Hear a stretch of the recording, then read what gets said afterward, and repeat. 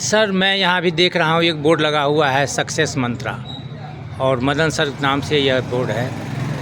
आप ही मदन सर? जी। सर आपके बारे में थोड़ा पहले जानेंगे।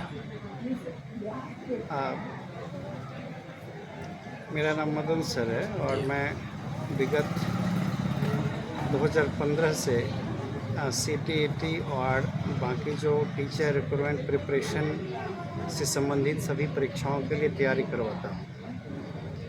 तो मधुबनी में तो बहुत पुराना सेंटर है, वहाँ पर 2015 से ही चल रहा है। यहाँ पर नया सेंटर यहाँ के बच्चों को देखते हुए दिया गया है, चूँकि बड़ी कॉल था यहाँ से, और उसी के परिप्रेक्ष्य में यहाँ सेंटर दिए। वैसे एक बैच निकल चुका है, पिछला बार CTET हम कंडक्ट यहाँ पर करवाए थे जयनगर में भी, और बहुत अच्छा रिजल्ट था। और वही आप देख रहे हैं कि अभी ये सेकंड बैच शुरुआत हुई है। सर मधुबनी में आप 2015 से पढ़ा रहे हैं? जी। अभी अभी तक कितने विद्यार्थी आपके कोचिंग सेंटर से सक्सेस हुआ होगा? 7000 स्टूडेंट पास आउट है जो विभिन्न स्कूल में कार्यरत है। 7000 से अधिक? जी। बहुत बड़ी बात है ये। आप की क्वालिफिकेशन क्या है सर?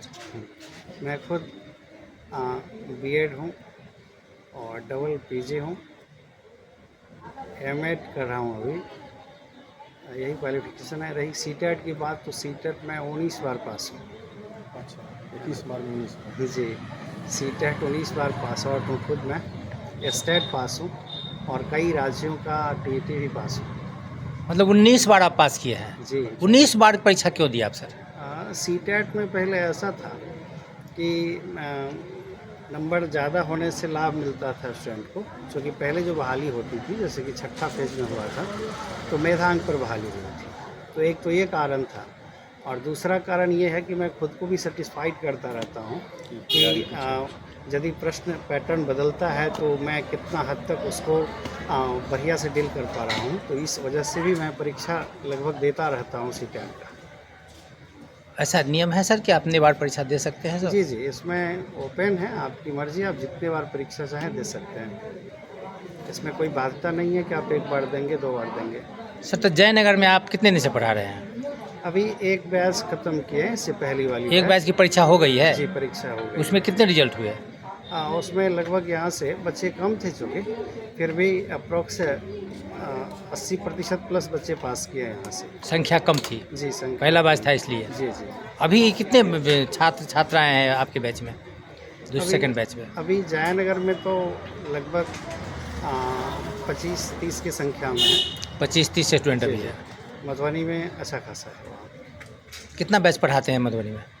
मधुबनी में तो हर एक बार 4-5 बैच कम से कम रहता ही रहता है। आप सिंगल पढ़ाते हैं कि आपके और सहपाठी सहयोगी हैं? कुछ और सहयोगी शिक्षक भी हैं, CTET के लिए भी और BPSC के लिए तो बाकायदा हैं। CTET में लगभग विषय मैं खुद ही पढ़ाता हूँ, एक विषय को छोड़ के, एक विषय के लिए टीचर।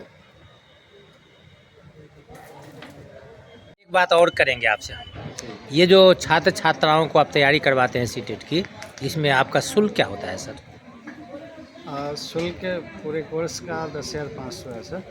लेकिन एक चीज़ यहाँ पर है कि एक बार फी लग जाने के बाद हम लोग हॉल लाइफ फी नहीं लेते हैं जब तक विद्यार्थी पास नहीं हो जाए। मतलब पढ़ाना शुरू करते हैं, पास करवाते हैं? जी, पास। पहली बार में नहीं निकला तो बिना शुल्क लिए अगली बार भी करवाते हैं? बिना शुल्क लिए, 1 रुपया भी नहीं देना हमको। अगर दूसरी बार भी नहीं निकला तो भी?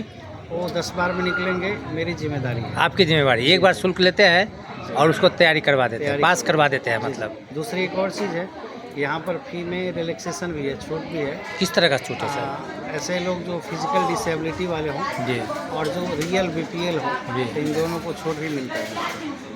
कैसे छूट देते हैं? मतलब उसका कुछ प्रतिशत है कि क्या है? जी, प्रतिशत है, वो विकलांगता के आधार पर, और BPL वालों को मैक्सिमम 70% तक छूट देते हैं हम लोग। और सहानुभूति भी रखते हैं उन लोगों के प्रति? निश्चित रूप से रखते हैं। और ऐसे लोग जो मान लीजिए गरीब हैं और डिजेबिलिटी नहीं है, या गरीब हैं और समर्थ नहीं है, तो ऐसे लोगों के लिए सहानुभूति क्या होती है? एकदम हार्दिक स्वागत है उनका, बिना एक पैसा लिए पढ़ाएंगे। वैसे लोगों को बिना शुल्क लिए पढ़ाते हैं? और कई बच्चे ऐसे होते हैं, हर एक बैच में कुछ ना कुछ बच्चे ऐसे होते हैं जो बिना शुल्क भी पढ़ते हैं, तो बड़ी खुशी होती है। चलिए बहुत बहुत धन्यवाद आपको।